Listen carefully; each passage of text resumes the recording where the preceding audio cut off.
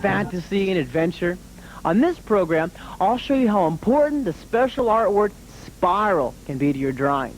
Now I'm going to draw a candle, a spiral candle in a dish on a plank table. Later on, when we get to the Secret City mural, we'll be adding a spiral platform to the underground. Zeptron's here today, and he's put together a spiral contraption that you're going to love. Now I'm sure that you'll need your activity notebook so you can take some notes on how to create your own spiral contraption. Now I know you want to become a member of the Secret City Club, so Zeptron will tell you how easy it is to join. Now here's what you need to follow along. You need your drawing pad, your drawing pencil, make sure it's sharp, and your activity notebook so you can make notes on how to create a spiral contraption. Now, you gather those materials together, and I'll be right back.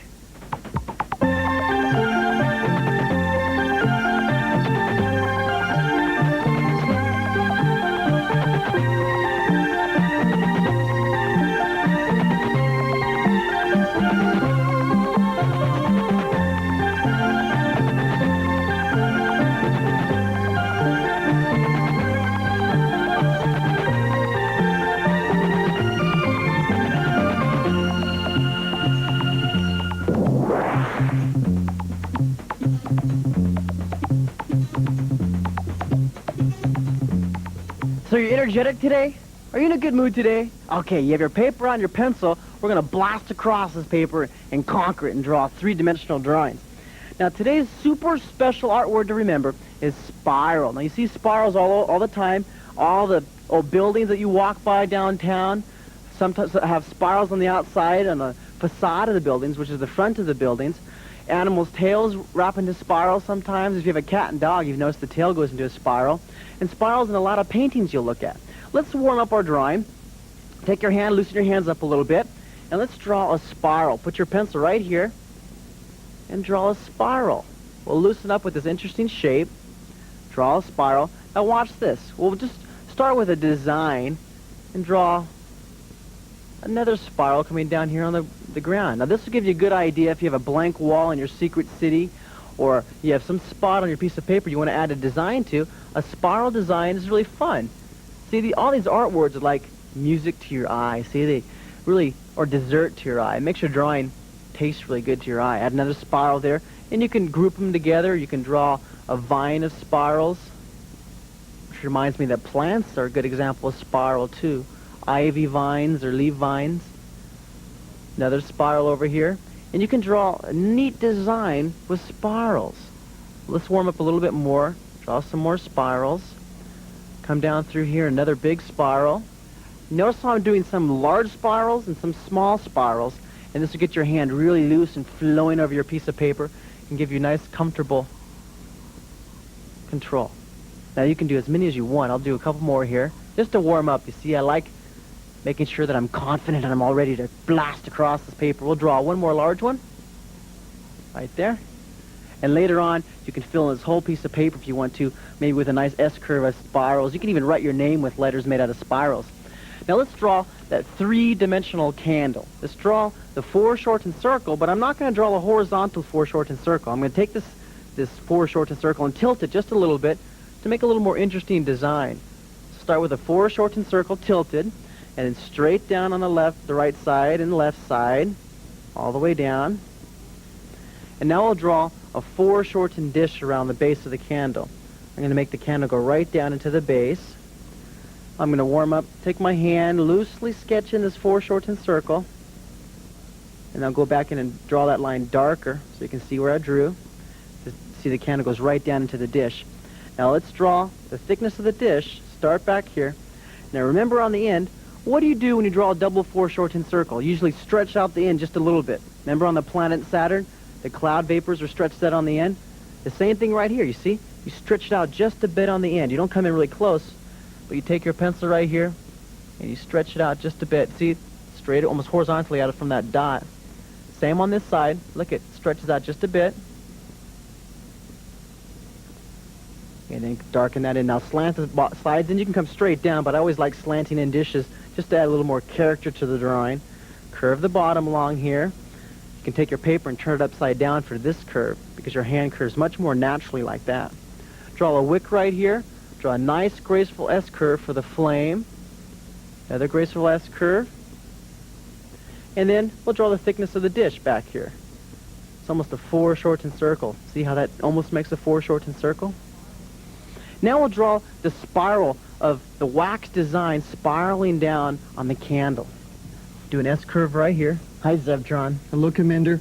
I'm about to take my candle and twist it and make a three-dimensional spiral out of it. I like spirals. Neat They're design, a lot of huh? fun. See, now watch this. I'll do one more. It's almost like an S-curve, isn't it? A three-dimensional S-curve because we're twisting the S-curve and making a spiral out of the candle. A twisted S-curve. See A how- good thing for me to remember. Watch this. I'm going to start right here. I'm going to follow this design and see it slants down this way and then it curves back. So it looks like it's really twisting. Now I can use this design on a tree trunk or a leaf or a twig of a tree. Or even a design on the side of a cliff. Maybe have part of the cliff twisting up. It See? looks like the necks of a bugle beast. A bugle beast. I haven't seen one of those for a long time. Yes. Twist side right here. See how it twists underneath. Now I'm going to draw another spiral coming off the side. See? It's going to come up here, and it's going to do a design of a spiral all the way up and around, and that's a spiral. That looks like the tail of a bugle beast. You know what? Animals on tails of dogs and cats and bugle beasts, if they curl up their tails when they're real happy, it looks like a spiral. See, in nature you can find all these art words all the time. You can find spiral, you can find grouping, you can find stripes and spots, but spiral is the one we're concentrating on today. Now, that just looks like a wire coming off the back, right? So Yes. I'll draw a thickness on the candle so you can see that you can actually pick up this candle and carry it around. See, the little furballs on the underground need these so they can see it because it's so dark underground sometimes. That looks very good, Commander. Do furballs have tails? I am not sure. Depends on what kind of furble. And I'll draw a line going across right here. See, now that's the platform. We're going to put some planks on here, and I'll draw a horizon line of the back of the room over here. Now, you know what's interesting, Zevtron? So I'm going to have all the planks go toward this one dot. You remember what that's called? I do not recall, Commander. This is your eye point, okay? All the lines will come to this one point. This is called one-point perspective, or just line them up. See how this line lines up? Now watch this. This is kind of tricky. All my lines will line up to that dot, to the top of the flame. See how, now look at how the planks all move away from that dot. They move away from your eye point. This is your eye point right here, your perspective point. Move away from eye point. It is a very important thing to remember, Commander. Sure is. Now watch this. Another line, vertical, vertical. Now watch this. It turns. Comes vertical right here. Vertical, vertical, vertical. Now the walls behind, the planks behind the candle will start from this point where the plank hits the wall, and we'll draw a vertical line up. So actually it's like a step. It comes down, it moves across, and it comes down again. That adds a nice three-dimensional look to your drawing. Just draw these vertical lines behind the handle here, and we'll draw another line, another vertical line. And then I'll take a pencil and add a little bit of tone back here. Do you think you can put together some kind of object or contraption that uses spirals, Zevtron? I have been working, Commander, on a spiral contraption. I can't wait to see it. I'll look at it later. I'm going to put some darkness back along the wall right here, all the way along here, and then I'll shade the left side where the sunlight's coming from up here and it comes down. It shades down here. I'll shade over here and over here. Take your pencil, see if you can't add shading to the left side, also in front of the planks, and on the cast shadow on the ground. Draw, draw, draw. Practice your drawing about 20 minutes a day. And remember to keep in your mind the special art word today, which is spiral.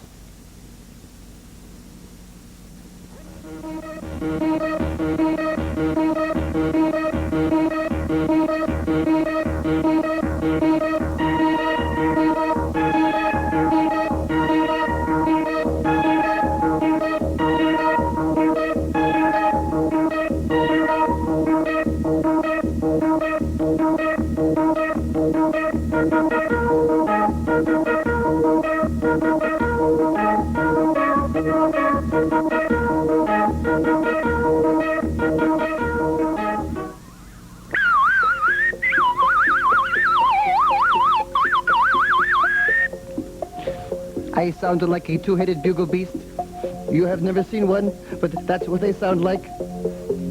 You do not have two-headed creatures on planet Earth, but here in the secret city, they are very common, especially in the Green Mountains. Have you become a member of the Secret City Club? If not, you should.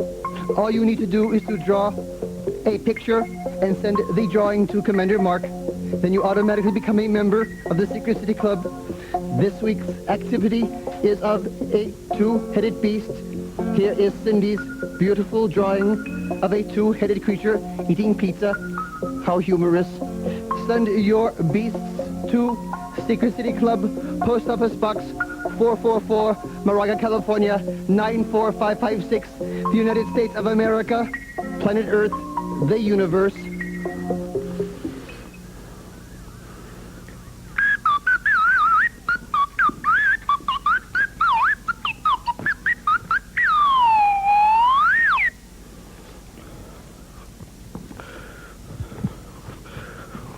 What happened to my spiral contraption? It has been destroyed. All my hard work has gone down the drain. Who could have done?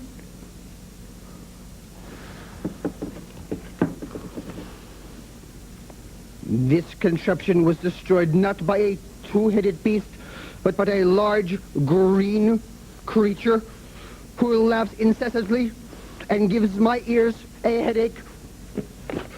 Cindy the Dragon has been tampering with my contraption, and now she has destroyed it. It was such a good contraption, too, with a lot of spirals and a lot of different things happening. Well, let me show you my contraption. I made it from cardboard tubes.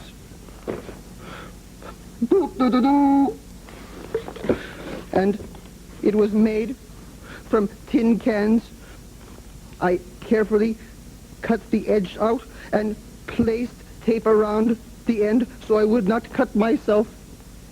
And on the one end, I would put socks and rubber bands to make more tubes. I even cut out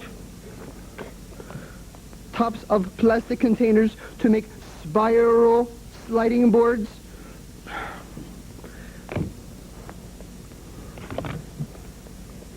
Here is an example of my socks and my tubes. When I place a ball in this end, it will go all the way down, and all of these tubes and spirals work together. Here's one tube. I put a small little ball through this funnel and watch what happens to the ball. It doesn't work. Oh, Cindy, you have destroyed everything that I have worked hours on. Zeptro, what's up? Oh, Commander Mark, look what Cindy has done to my contraption, my spiral contraption. She has made it into rubble. Looks like she sat on it, doesn't it? Where'd that little ball go you put in here? I do not know, Commander. It has Sorry, it doesn't disappeared. work. You know, Zeptron, actually what Cindy did is she gave you an opportunity to recreate your contraption. You can just put it back together again, but you don't have to put it back together in any, certain way. Remember what we talked about? This is your, creativity. You can put it together and have fun with it. Yes, Commander. You go ahead and enjoy this and put it back together, see if it works again. I'm going to gather some drawings for the gallery. Yes, Commander. I would like to make a contraption to capture Cindy. Oh, here is another spiral that I have concocted. Look.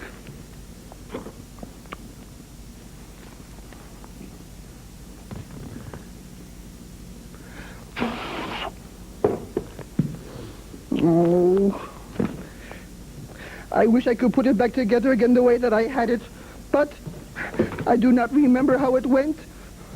Rubber bands and tubes. I should have designed it. That is an idea. You can design my contraption for me. You can take cardboard and socks. You can take different kinds of piping. You can take funnels and containers. You can even use spiral tops and other kinds of plastic tubings and design a contraption. The ball might go into the funnel and down the tube and down a sliding board and into a container. It might go through multicolored socks, through a tin can, and come out here. But you must decide how it all works. Maybe you need a support structure.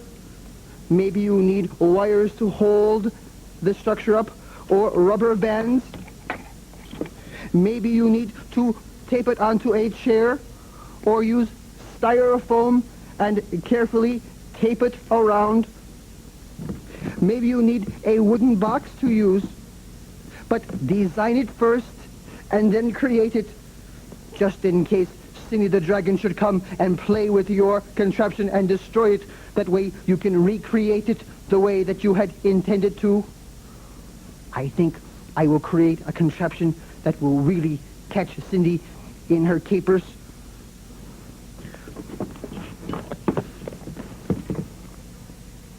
Are you practicing your drawings every day, 20 or 30 minutes? Because if you practice every day, your skill level is going to just skyrocket and your drawings are going to be excellent. Now, I have some super cool drawings to show you in the Secret City Gallery. Let's look at the first planet vehicle. Now, look at this drawing. This girl, she used surface a lot. The near part of the car is lower in the paper than the far part. She used size. The near part of the car is drawn larger. She even used density in this drawing. Can you see where density is used? Remember, density makes the near part of the drawing look really clear and distinct, and the far part gets hazier and less distinct as it moves back in the background. Beautiful drawing.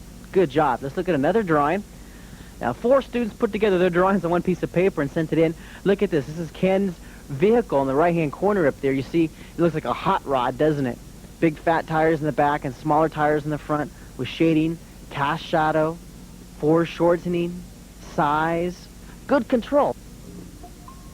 How far have you gotten on your Secret City? Have you drawn your own Secret City yet? Well, look at this. Look how far I've gotten on my Secret City mural. I've just, taken over this whole board, this whole wall. You can do the same thing on a giant piece of paper. You and your friends can get together and draw a giant Secret City. Now, today, since I'm talking about spiral, I'm going to add some spiral platforms to the underground where the furbles can stand up on top here and climb into these little windows and doorways. Now, I'll use my pen. I took my pencil and I sketched in one spiral platform, so I'll draw it in here. First of all, I'll draw a furball on top. Now, here's one furball, and then here's the eye back there using overlapping. And then I'll make the arm come down. I'm going to use a finer point pen right up here. Draw some fur coming off the side, and then draw the arm curving around, draw the bottom of the hand, and then draw the fingers. Now remember, you can take your activity notebook and your piece of paper and sketch along with me and get some of these ideas on how to draw your own little creatures or your own little furbles. And then I'll give him a big smile because he's about to climb up here and eat some food. This is where they eat. This is the kitchen up here. Okay? Furbles love to eat. And then we'll draw legs coming down right here. I have so much fun when I start to draw. Your imagination just goes wild, doesn't it? I'll make him waving to you. There's his thumb. And then here's his 3 fingers. Most of my creatures have 3 fingers. I'll come back in and add some tone to the outside of the furball. Looks like a little ball of cotton, doesn't it? A little ball of fur. I'll put some more furs along next to his feet and draw the toes. Now look at this. This one furball underneath here is holding this guy up so he can climb into the underground kitchen. So there's his hand holding up the furball. Here's his eye right here, and his eye is looking up toward this guy. See, I had penciled in his eye looking down, but I decided I'd change that. So you can do that with your drawing. You can pencil in first before you make the lines really dark, and then change it as you go through if you think something sounds like a better idea than that initial idea. And I'll draw the legs coming down, and the other arm, of course, is coming up here. I'll finish that in a second. But I'm anxious to get down here to the spiral.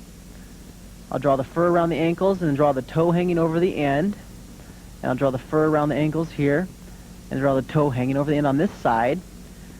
Foreshortened square behind the ankle. See, it goes back here. It forms a nice foreshortened square back there. And there we have our block. Now we get to the spiral part of the drawing. We'll start here. We'll add a spiral wire, a support wire holding the platform up so the two furbles can go up and down. And they can raise, the platform here raises up so this guy can walk into the kitchen. And later on, as soon as it gets high enough, the other furble will be able to walk into the kitchen.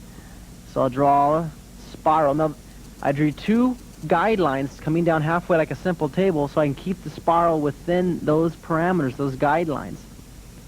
Keeps it a balanced drawing. I'll spiral this down. See, as it wraps around, it spirals down. Later on, when I add the shading to it, it makes it look really neat. Makes it look like this is really three-dimensional. Like you can actually take the spiral or the spring and make it go up and down. Almost like an elevator, huh? Spirals are fun because your eye follows the spiral all the way down. I'll add one more layer of spiral right here, go all the way out to the end and wrap back in. And then I follow the outline on the outside, all the way down. And hi, Cindy! What do you have here? It does look like a spiral, but you know what, Cindy? This looks exactly like the spiral that Zebtron was using for his contraption. Did you go do something with his contraption? You know what? You played with it a little bit too roughly, and you kind of demolished it. Zebtron wasn't too happy about that. Well, you can return this to him later, right? Okay, I'll let you play with it. You know what, Cindy? It would be nice if you returned this or anything, but if you put something inside here, it adds a tube, almost for a contraption. Not your flower. Oh, that's fantastic. You bring me a flower, too? Thank you, Cindy. Okay. Wait, Cindy. You put this inside the spiral. There you go. I'm going to keep the ball. Thank you, Cindy. Cindy's so funny. I wonder if she's going to be able to help Zebtron rebuild his contraption. All the way down, I'll add the spiral. See, you can almost create a contraption out of this spiral right here. You see, it gives you ideas on what to do with that contraption idea that Zebtron told you about. I feel like I did another spiral, so I think I'll add another platform over here. But first of all, I want to finish the foot of Furble. Sounds like a book, doesn't it? The foot of Furble. And then I'll draw the hand hanging down over here. If we can't have an unhappy Furble, erase the little eye there. And then I'll draw his smile. And then his bottom lip. And this mouth up here is going to be open a bit. I'll draw the tongue inside there. Drawing is so much fun. See, I start smiling when I draw. It gets me in a really good mood. And then I'll take my other pen right here, and then I'll add some tone. Add the fur all the way around. See, I'm using the lines of this pen to create the idea of fur. A little bit of shading in here. See how down here it turns into a light gray, doesn't it? So that sets off the eyes from the background. And then I'll color in the fur around each foot. And I'll also add a little bit of shading. Now look at this. I shade underneath the platform here. I shade the left side of the platform. I'm using the slash shading right here, almost like cross-hatching. I'll go back the other way and go ahead and add some cross-hatching to it. Some nice ideas for your drawings. You know, one of the things I really like about the Baltimore Museum slides of famous artists is because they have different ways of showing their ideas, showing their work. Now, I see some spirals in this drawing. How about you?